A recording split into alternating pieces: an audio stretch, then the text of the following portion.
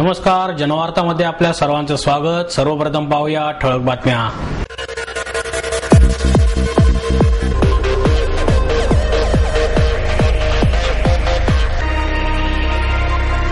प्रख्यात नृत्यांगना आणि ज्येष्ठ अभिनेत्री लीला गांधी यांचा पुणे महानगरपालिकेच्या वतीने करण्यात आला सत्कार।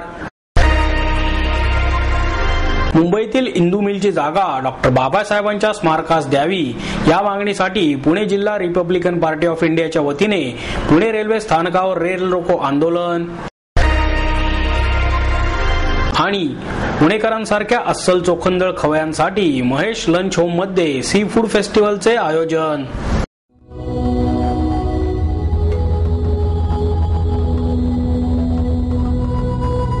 भृगु संहिता से जानिए आपके पिछले जन्म के बारे में, जानिए आपके इस जन्म के बारे में, जानिए आपके अगले जन्म के बारे में।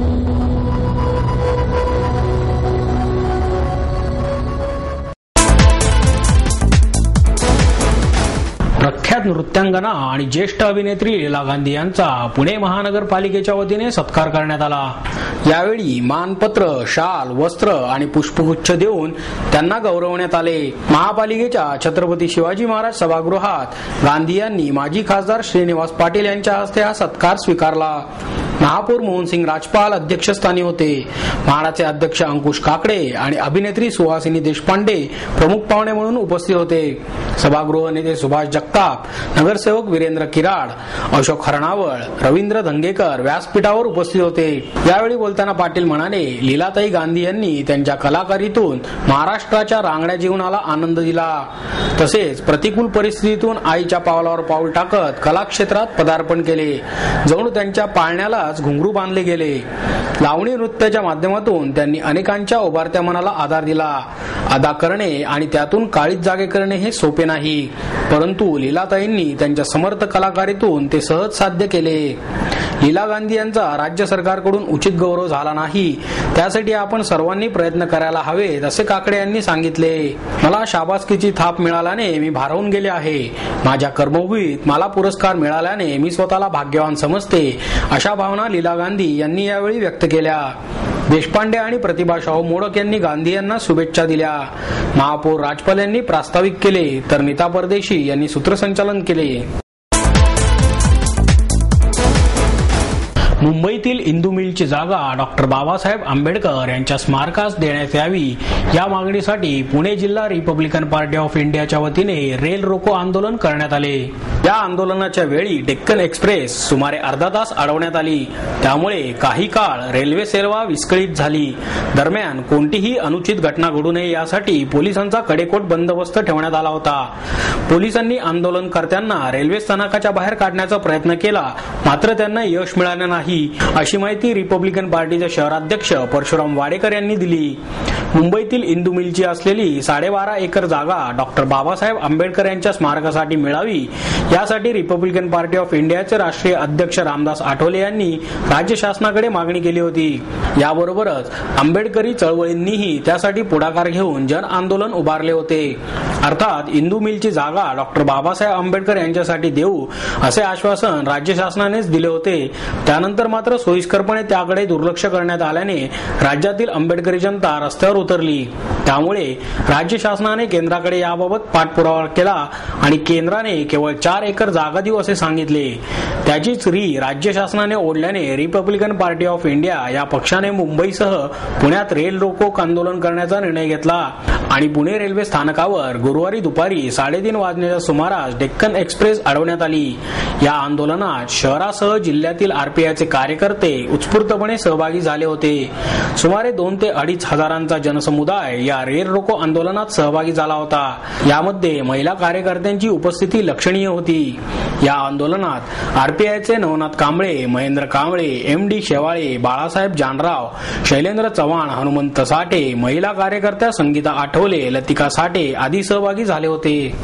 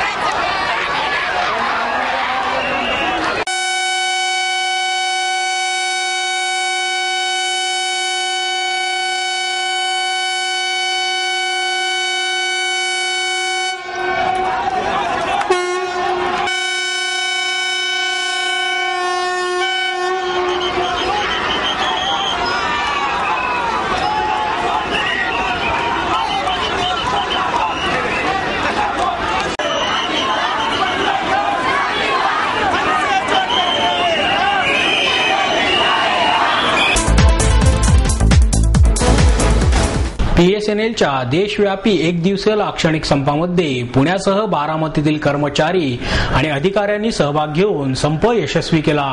वर्ग 1 श्रेणीच्या अधिकाऱ्यांना कंपनीत सामावून घेणे किंवा परत केंद्र सरकारच्या सेवेत पाठवणे, ऐच्छिक राजीनाम्याची स्कीम रद्द करणे, कंपनी नियमाप्रमाणे 78.2% भत्ता देणे, केंद्र सरकारने स्पेक्ट्रमसाठी घेतलेले 8,313 करोड रुपये परत कंपनीस देणे, 2G, 3G ची सेवा ग्राहकांना व्यवस्थित चालू करण्यासाठी उत्तम प्रतीची साधन सामग्री विकत घेणे, गरज नसणाऱ्या सल्लागार समित्या रद्द करून त्यावरील खर्च वाचवणे इत्यादी महत्त्वाच्या मागण्यांसाठी हा संप करण्यात आला. या संपाला भारतातील सर्व युनियनने जॉईंट ऍक्शन कमिटी तयार केली असून त्यामध्ये बारामतीतील सर्व युनियन सहभागी झाले आहेत, अशी माहिती बारामती विभागाचे मंडळ अधिकारी JM मोरे यांनी यावेळी दिली. बंधूंनो, आपली लढाई कशासाठी आहे? कारण आपण आपल्यासाठी काय मागतोय याच्यावर आहे. कारण आपण BSNL वाचवावं म्हणून आपला हा लढा आहे. आपण आम्हाला पगार वाढ मागत नाहीये. बंधूंनो, ज्या 2006 सालापासून जर ITS अधिकाऱ्यांनी ह्या BSNL वर जे पुणे महानगरपालिका आणि चिंचवड महानगरपालिका ही रोज घालते, याच्यात जर ITS अधिकाऱ्यांनी जर थोडं लक्ष घातलं असतं तर आपली काय दुर्दशा झाली नसती. बंधूंना, आजही वाईट नाही. कारण जर ITS अधिकाऱ्यांनी जर आपलं ही डक्त कोट्यवधी रुपयाचं डक्त आहे, ही जर डक्त हे ITS अधिकाऱ्यांनी वाचवलं असतं तर आपल्या केबल ज्या पुढे जायच्या होत्या ह्या थांबल्या नसत्या. आज अनेक लोक वेटिंगला आहेत. आपली BSNLची लाईन घ्यायला तयार आहेत. ब्रॉडबँड आपलं चांगलं चालतंय, पण आपल्याकडे इन्स्ट्रुमेंट नाहीये. कारण हे लोक जबाबदार आहेत, आपण नाहीये. आणि आजचा जे संप आहे हे सरकारने आपल्यावर लादलेला आहे, आपण नाही. हा सरकारने आपल्यावर लादलेला आहे.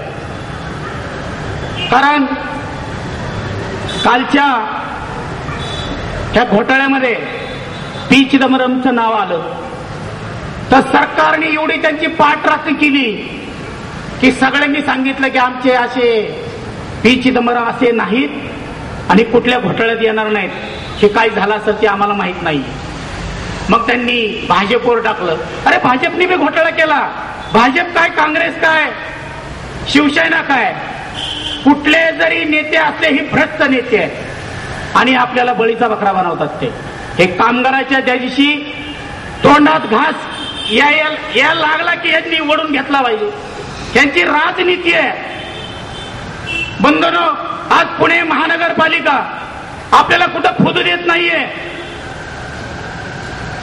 मी एक ठिकाणी केबल टाकत होतो तर एक शिंदे हा एक नगरसेवक आहे, त्याचा मुलगा आला, म्हणला की तुम्ही इथे केबल टाकायची नाही. म्हणलं का हो? नाही म्हणले, आम्हाला खर्चायला 5,000 रुपये द्या, म्हणजे केबल टाका, नाही तर दुसऱ्याच्या 5 केबल तोडा. असं का?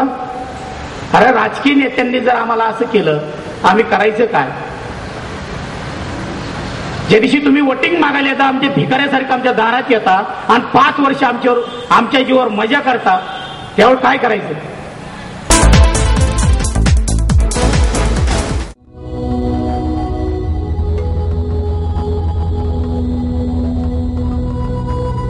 भृगु संहिता से जानिए आपके पिछले जन्म के बारे में, जानिए आपके इस जन्म के बारे में, जानिए आपके अगले जन्म के बारे में.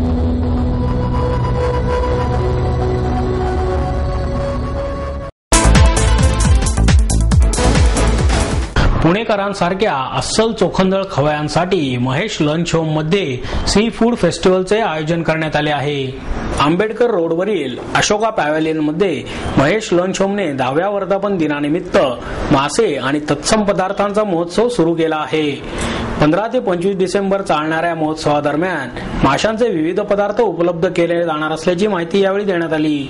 पुण्यातील शाखेचे प्रमुख सुरेश पुजारी आणि संपूर्ण लंच होमची जबाबदारी पेलणारे सुधाकर कोटियन आपल्याकडे येणाऱ्या ग्राहकांची आवड निवड लक्षात घेऊन त्यांना चांगले पदार्थ कसे मिळतील याकडे लक्ष देत असतात.